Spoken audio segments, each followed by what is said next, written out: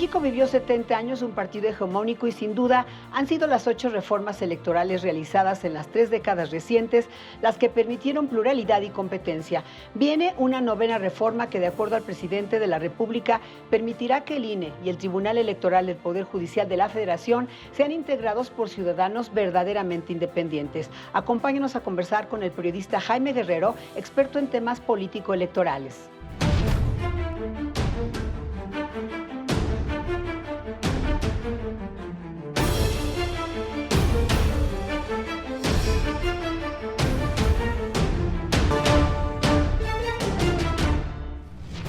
Jaime Guerrero, un gusto tenerte nuevamente aquí, querido Jaime. Estela, gracias por la invitación. Bueno, pues platicábamos hace un par de meses que ya venía la 9ª reforma electoral, el presidente ya ha confirmado que va a enviar una iniciativa y entre muchas otras cosas ha hablado de elegir por voto directo consejeras, consejeros, magistradas, magistrados del tribunal.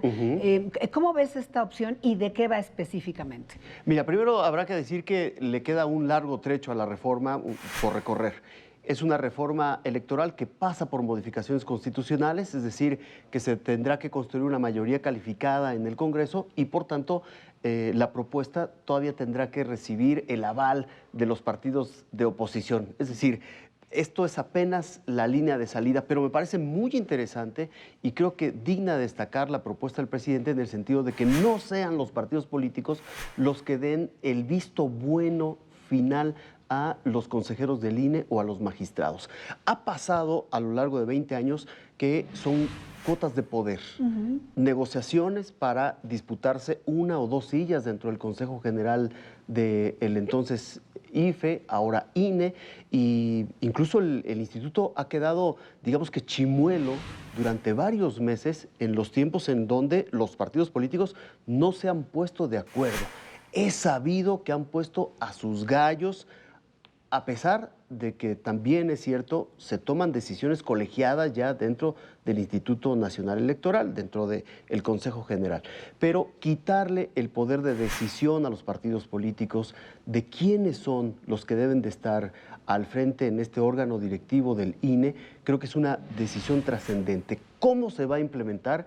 Yo creo que todavía falta por definir, por detallar el mecanismo. No solo habrá que modificar la Constitución, habrá que modificar la LEGIPE y también los lineamientos del propio Instituto Nacional Electoral, porque ¿cómo llevas a cabo una elección de consejeros?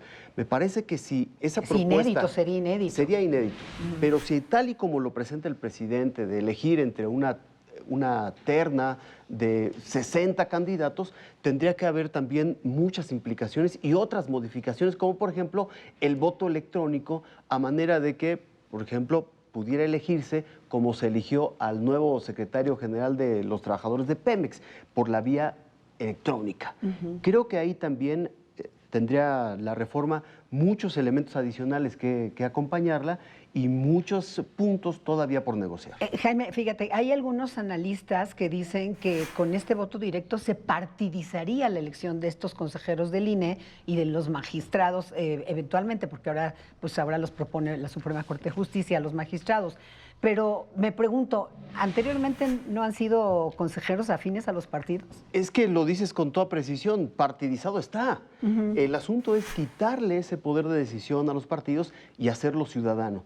El INE nació, o el IFE, nació como un organismo ciudadano. No hay que perder el espíritu de consejeros ciudadanos. ¿Y qué pasó?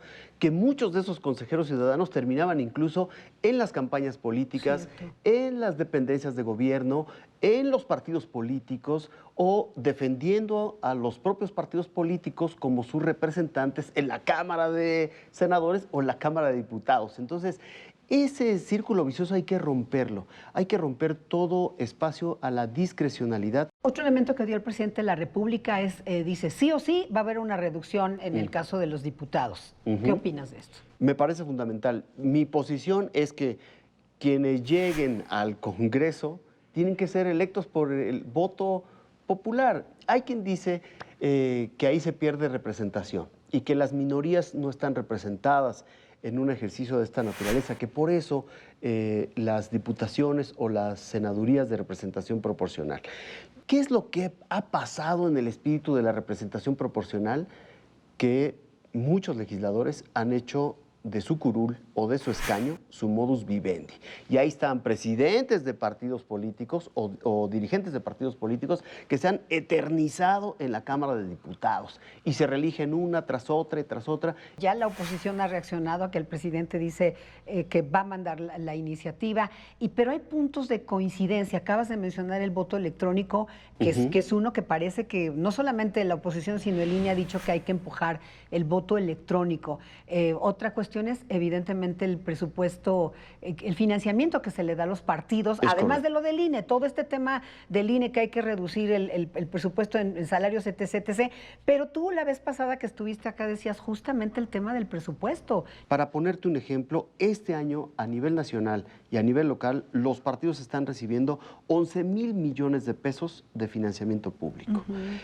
Esto no puede ser así porque además la fórmula constitucional que ellos mismos a través de sus legisladores implementaron es que cada año crezcan los recursos públicos para los partidos políticos. Y tú no te puedes explicar, Estela, que en el 2021 los partidos nacionales, solo los nacionales, recibieron 5,200 millones de pesos de gasto ordinario en 2021. Y eran 10 partidos políticos. Este año, 7 partidos políticos reciben 5,500 millones de pesos. Bien, entonces, ¿crees que habrá coincidencia o prevés que habrá coincidencia, por ejemplo, en este tema? Ojalá y sí. O habrá jaloneo. Ojalá y sí, porque yo creo que los partidos políticos no tienen argumento para defender esto. Claro. Sobre todo por el reclamo social. De la y sociedad. otra de las cosas es que, lo decías tú, el voto electrónico va a abaratar el costo de la democracia. Las casillas hoy están costando cerca de 30,000 pesos. Tenemos que tener un voto electrónico que no solo reduzca estos costos, sino que amplíe los derechos de los electores, que puedan votar desde cualquier lugar donde se encuentren del territorio nacional. Creo que también toda esta reforma, por lo menos lo que se ha vislumbrado en términos de lo que ha dejado entrever el presidente López Obrador, también le da una mayor responsabilidad a los ciudadanos, que deben tener un mayor activismo en ese sentido, involucrarse mucho más en los procesos electorales y no simplemente esperar el llamado a las urnas a participar una vez cada 6 años o una vez cada 3 años o cuando se requiera.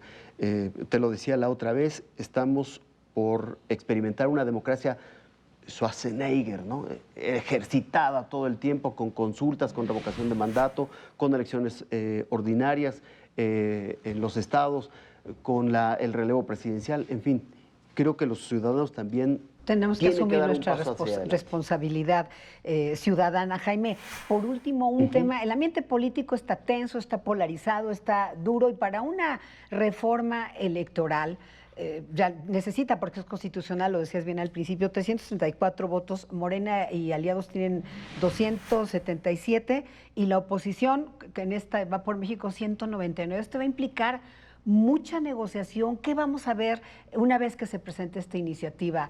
No va a ser fácil, pero el mandato de las urnas es que los partidos negocien.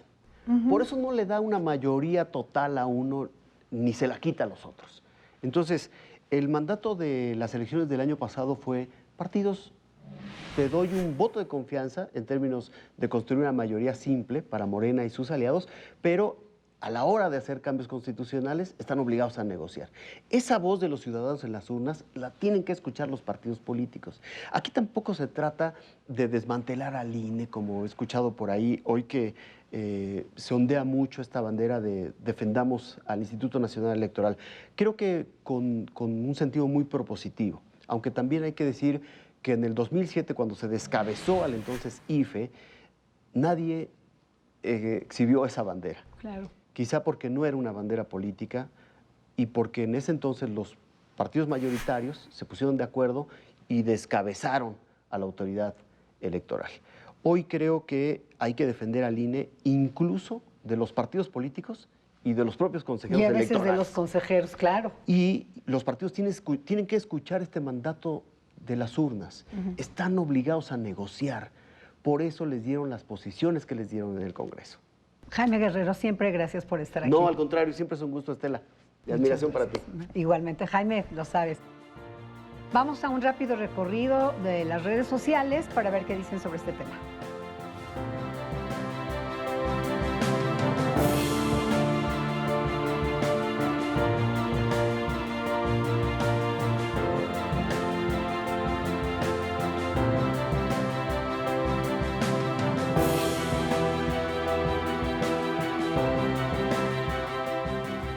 presidente Andrés Manuel López Obrador ha anunciado que mandará al Congreso de la Unión una reforma electoral, político-electoral.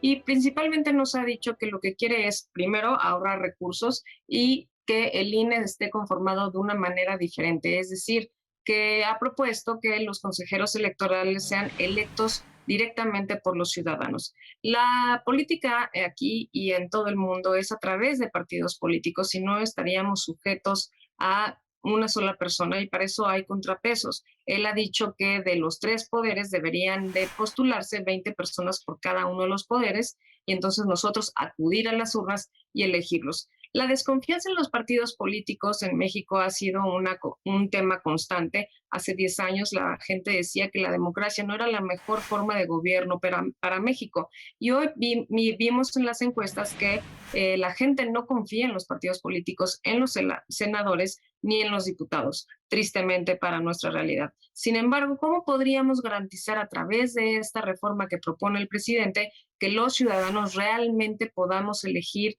a la gente que queremos que nos represente, pero sobre todo que organice las elecciones? Y por otro lado, también ha propuesto la eliminación de los diputados y las diputadas plurinominales. Esto también en temas de ahorrar. Algo que es importante decir es que los diputados y las diputadas candidatos plurinominales no gastan en candidaturas porque no llevan a cabo campañas políticas. Lo que debería de revisarse es cuánto dinero se le va a reducir a los partidos políticos para a través de esta nueva reforma electoral, porque los partidos políticos tampoco están obligados, no existe un mecanismo de fiscalización dentro o por parte del INE en donde los partidos realmente le den el dinero a los candidatos para utilizarlo durante su campaña. No hay equidad en la contienda dentro de los mismos candidatos de los partidos políticos. Y también es importante decir que la diversidad a través de la pluralidad de los diputados y diputadas plurinominales sí existe por ese medio. Así es que si no existen los plurinominales, pues menos posibilidad hay de que nos representen personas con diferentes capacidades, con diferentes ideas, desde diferentes mundos, porque solamente son postulados a través de los partidos políticos y una votación directa solamente para ciudadanos y candidatos y candidatas desde una elección directa no necesariamente va a representar los intereses de la ciudadanía, sino solamente de los partidos políticos. Muchas gracias por acompañarnos en una emisión más de Ruta ADN 40.